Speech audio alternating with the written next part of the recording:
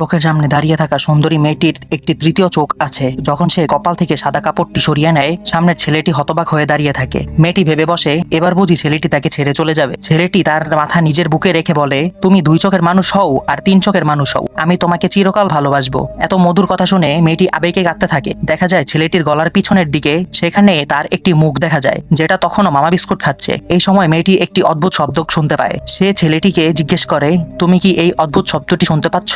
সে মেয়েটিকে বুকে জড়িয়ে নিয়ে শক্তভাবে বলে, ওটা হচ্ছে আমার ভালোবাসার খসখসে শব্দ।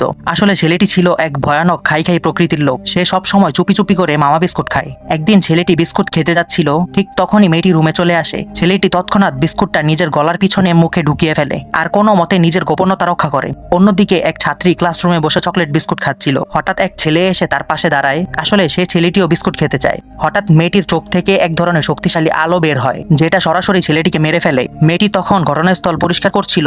এক চশমা পরা ছেলে হঠাৎ ঢুকে পড়ে রুমে। মেঝেতে রক্ত আর বিশৃঙ্খলা দেখে সে অনেক ভয় পেয়ে যায়, কিন্তু মেয়েটি মোটেও তাকে ছাড়ার কথা ভাবেনি। এক ঝলক লাল আলোয় চশমা পরা ছেলেটিও চিরতরে বিদায় নিয়ে নেয়।